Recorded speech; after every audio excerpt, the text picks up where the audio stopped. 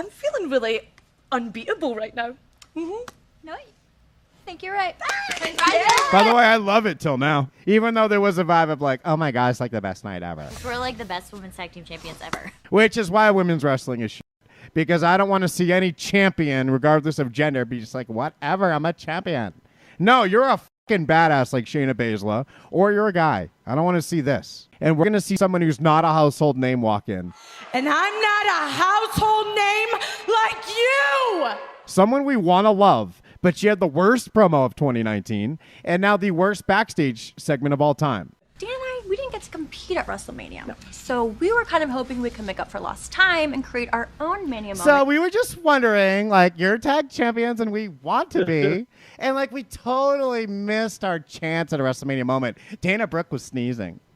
And the Exalted One hates that. We're just turning a championship opportunity into 4 catty dykes. Are you kidding me? Corey Graves' burden becomes ours as we watch the worst backstage segment of all time. So we were kind of hoping we could make up for lost time and create our own Mania moment by challenging you two for the tag team titles. This isn't how championship matches are made, and bring back the NWA. We need a bunch of fucking territories meeting in a room again because it wasn't 4 girls syncing up in a room. Pretty sure I heard you guys say that you were unbeatable. So, I mean, We did say that. what's the harm? Remember when, I think it was, the setup for Roman Reigns versus Goldberg before he pulled out of the match. Roman came out and said, you know how you're like the champion and I'm like not the champion? Could I like be the champion? I'm next.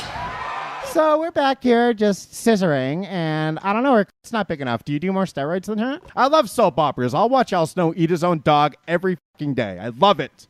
Don't tell me it's not for me. Every part of this show is for me. So you better hear me when I tell you this is the worst thing I've seen in the 33 years I've been watching. Belts that already had girls walk out because they were so fucking meaningless have now become catty conversation as we figure out our contenders. Oh, Ricardo, we're huddling up. We're having a championship meeting. Pew, pew, pew, pew, pew, pew, pew. Pew, pew, pew. Please, our tag team championships. I wish Kevin Nash was there to just stare at her. Like that time he was on Moment of Bliss with Nikki Cross, just staring through her. Like, what the did I enable? You're making that much because of me? I popped the territory. What the fuck have you done?